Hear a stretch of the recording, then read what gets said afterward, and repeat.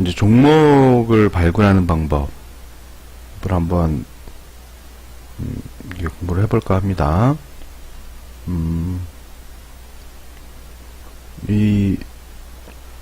그 전에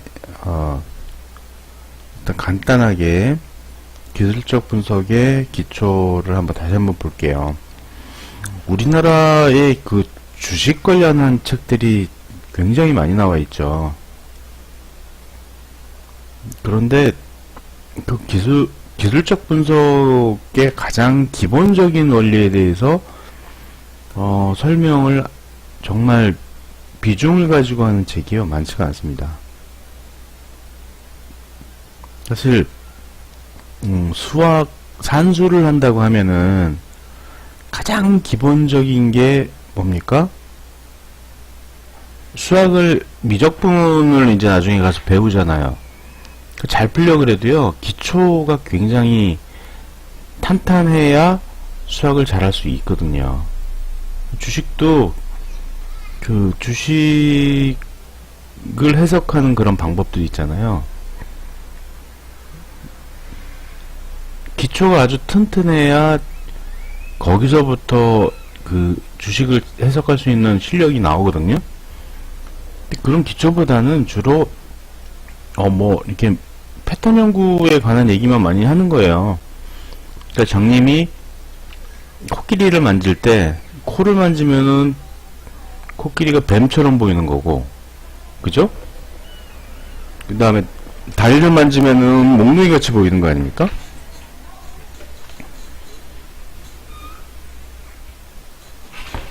근데 이제 그런 식으로 설명을 하는 거예요. 그래서 주식은 길쭉하게 생겼습니다. 주식은 기둥처럼 생겼습니다. 막 이런 얘기를 하잖아요. 그죠? 근데 실제로 주식은 모두 다를 포함하는 거겠죠. 코끼리는 뭐 뱀이나 기둥처럼 생긴 건 아니니까.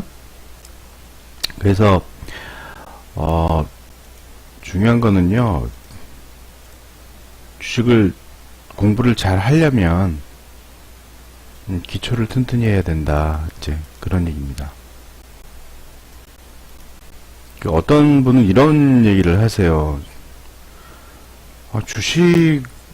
주식을 해서 굉장히 많은 손실을 봤대요.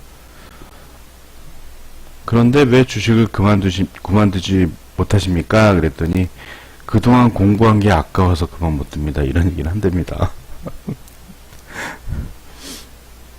근데 그 공부를 제대로 했느냐, 제대로 하지 않았느냐. 그게 굉장히 중요하죠. 그죠? 주식을 할 때 가장 필요한 공부가 뭡니까? 주식은 세 가지의 정보를 얻기 위해서 한다고 했죠. 그쵸? 첫 번째 뭡니까? 진입.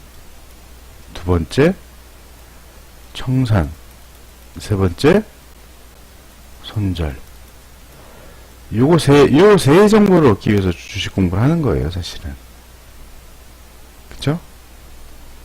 이 조건을 이제 하기 위해서 하는데, 근데 여기에 종목 발굴을 같이 하죠. 그쵸? 어떤 종목이 가치 있고 좋은가.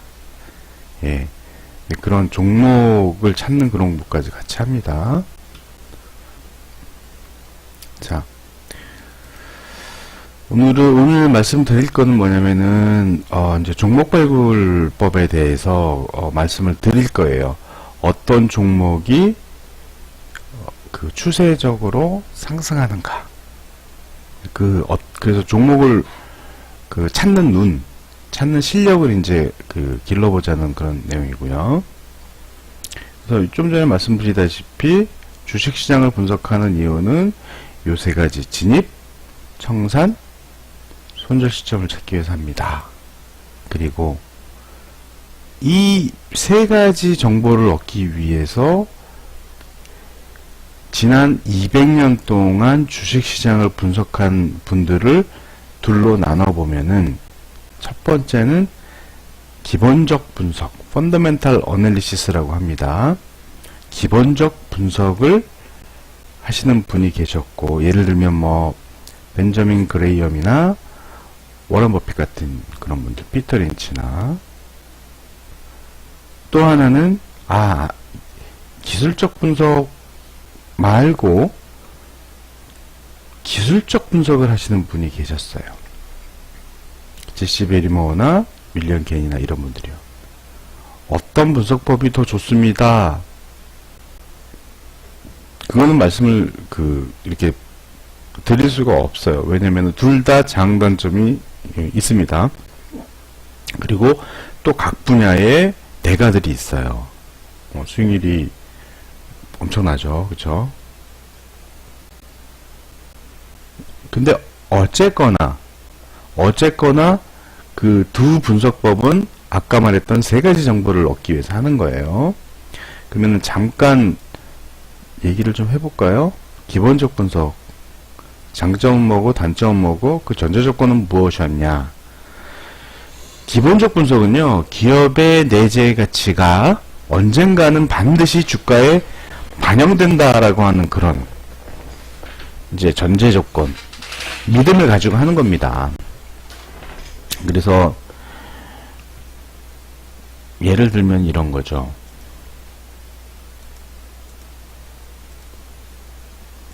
어떤 기업 가치가요, 기업 가치는 높은데 주가가 저평가되어 있어요. 그럼 이런 주식은 언젠가는 주가가, 기업의 내재 가치가 주가에 반영이 될 거니까 쌀 때 사면은 언젠가는 올라가겠죠. 그쵸? 그러면은 여기서 이 기본적 분석을 하기 위해서는 무엇을 알아야 됩니까?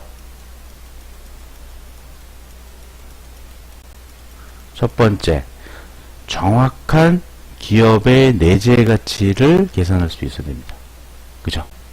기업의 내재 가치에는 뭐가 반영이 되냐면 기업의 재무 상황, 경영 상황, 그 다음에 성장성, 뭐 이런 것들을 반영을 해야 되는 거 아닙니까? 그쵸? 그래서 이런 것들을 갖다가 반영해서 어떻게 기업의 내재 가치를 정확히 계산해냈느냐. 정확하게 계산하지 못하면 의미가 없습니다. 정확하게 계산을 하게 되면, 그러면은 두 번째는, 자, 첫 번째 내재 가치 계산, 그죠?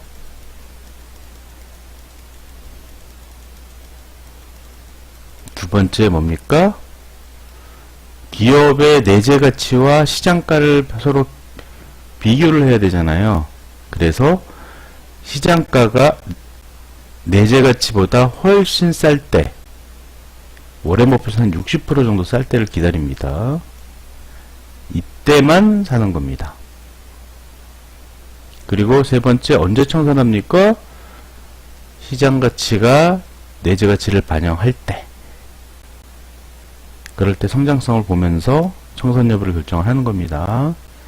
무슨 얘기냐면, 이게 내재 가치가 훨씬 싸서 샀는데, 언제 보니까는 내재 가치가 드디어 시장 가치가 내재 가치를 반영을 했습니다.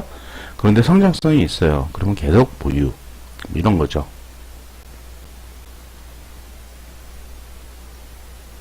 그래서, 보면 이제, 요 밑에 보면은 내재 가치를 계산하는 방법들을 이렇게 그려 놓은 거예요. 이렇게 써 놓은 건데, 이게 문제는 뭡니까? 문제는 뭐냐면요, 일단 계산이 정확하지가 않고 정보가 후행성이에요. 특히나 재무제표 같은 거는 3개월 뒤쳐져서 나오죠. 그쵸? 그 다음에 분식회계 뭐 이런 것까지 있어가지고 정확히 믿을 수도 없어요. 사실은 옛날에 그 미국의 엔론 사태 기억나시죠? 분식회계 해가지고 결국 파산하지 않았습니까? 엔론이라는 회사가. 미국도 그런 일이 있습니다. 우리나라도 그런 일이 있죠. 그죠?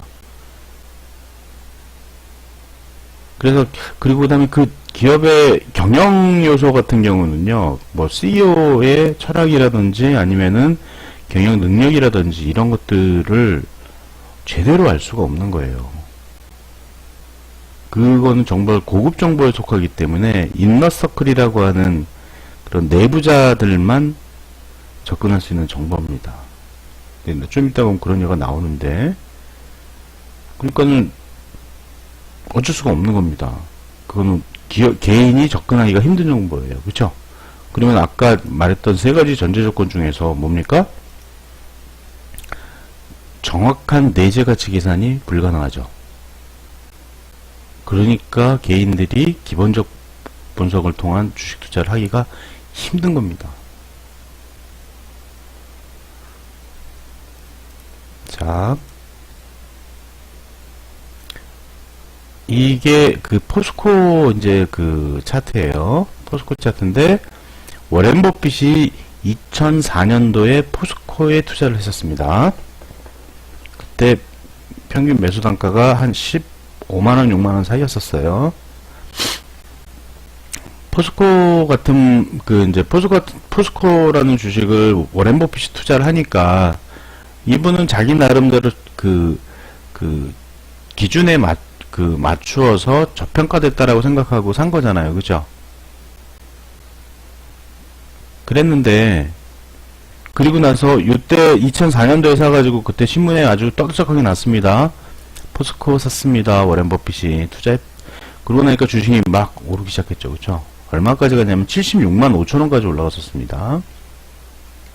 이때는 밝혀지지가 않았어요. 한 3, 40만원 가니까 그때 이제 워렌 버핏이 투자했대더라 라고 하는 뉴스가 나오기 시작하는 겁니다. 그래서 개인 투자자들이 어떻게 생각을 합니까? 아우, 포스코 샀대요.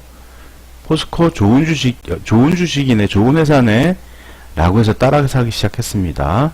그래서 이렇게 주식이 급등을 한 거예요.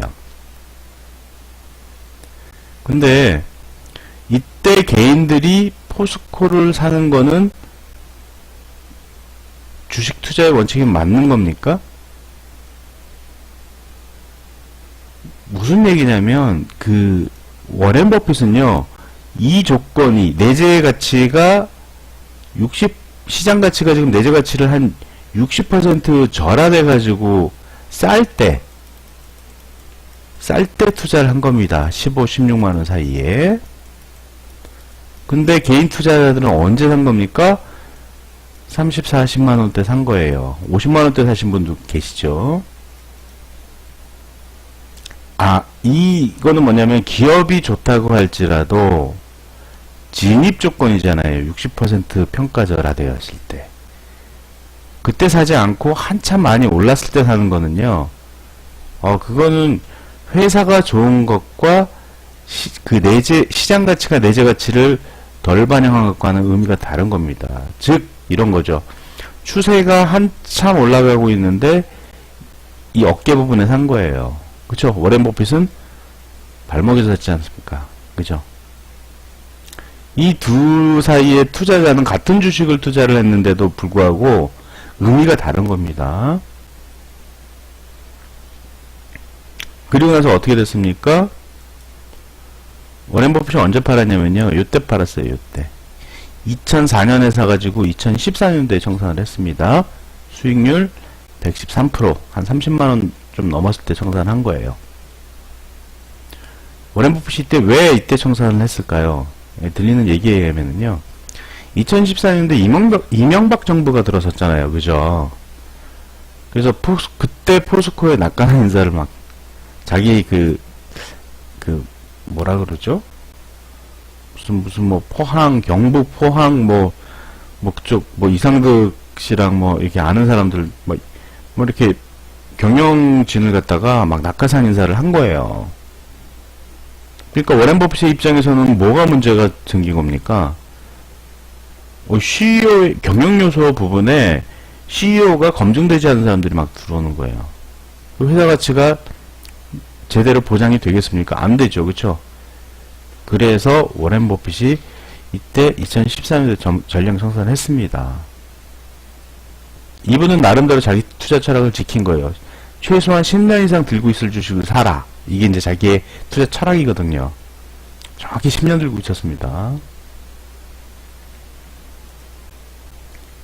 그 지금 단점이 뭐냐면은 종목을 고를 때 기본적 분석을 통해서 고르면은 상당히 개인으로서는 정보가 접근하기가 어렵다. 정확한 계산이 안 되지 않습니까? 정확한 계산이 안 되면 얼마나 싼지 얼마나 주식이 비싼지를 판단할 수가 없잖아요. 그죠? 그래서 그런 문제들이 있기 때문에 그건 미국이나 한국이나 똑같습니다. 그래서 기술적 분석을 하는 거예요. 그러니까 기술적 분석의 전제 조건은 뭐냐면은 주가에는 가격 결정 요소가 모두 다 반영이 되어 있다라고 믿고 하는 겁니다. 또 하나는 가격은 추세에 따라서 움직인다. 그 다음에 시장의 움직임이 항상 반복된다라는 그런 믿음을 가지고 한 거예요. 그래서 뭐 이런 아까 우리 워렌 버핏은 연간 한 30% 정도의 평균 수익률을 냈습니다. 자신만의 방법으로. 제시 베리머라고 하는 분은 단돈 $5로 2억 달러를 벌어들였습니다. 언제? 1929년 대공황 때. 어떻게 주식이 떨어졌는데 돈을 벌었습니까? 수익을 냈습니까? 미국은요, 개인도 공매도가 가능해요. 우리나라는 안 되죠. 미국은 가능합니다. 그래서 하락하는데도 수익을 낼 수 있는 거예요. 윌리엄 겐이라고 하는 분은 제가 개인적으로 좋아하는 이제 기술적 분석가인데, 이분은 겐 이론이라는 걸 창시를 해가지고 했어요. 이분이 30 정도의 주식을 시작을 해가지고 한 5번 파산했습니다. 보통 사람이 5번 파산하면은 예 그만두잖아요. 그죠? 근데 이분은요, 독실한 크리스찬이었고, 그 다음에 성경을 늘 보면서 늘 마음을 새롭게 하면서 공부를 다시 했답니다. 그래가지고 겐 이론이라는 걸 창시를 했어요. 겐 이론을 고안을 해가지고 그 이후로 거의 신화적인 기록을 남겼죠. 승률 93%, 53년 동안 총 5천만 불을 수익을 냈고요. 그 다음에 뭐 월가의 예언자라는 그런 칭호까지 들을 정도로 굉장히 기술적 분석의 대가가 됐고, 그 다음에 53년 동안 트레이딩을 하다가 나중에는 자기 고향 플로리다 쪽으로 가가지고요, 거기서 집필 활동, 그 다음에 아카데미 활동 이런 걸 하면서 겐 이론을 갖다가 이제 널리 알리는 그런 역할을 했다고 합니다. 자, 그런데 여담인데, 그러면은 기술적 분석은요, 뭡니까? 기술적 분석은요, 가격을 결국은 분석을 하는 방법이잖아요. 가격에 무엇을 분석합니까? 무엇? 추세를 분석하는 겁니다. 추세.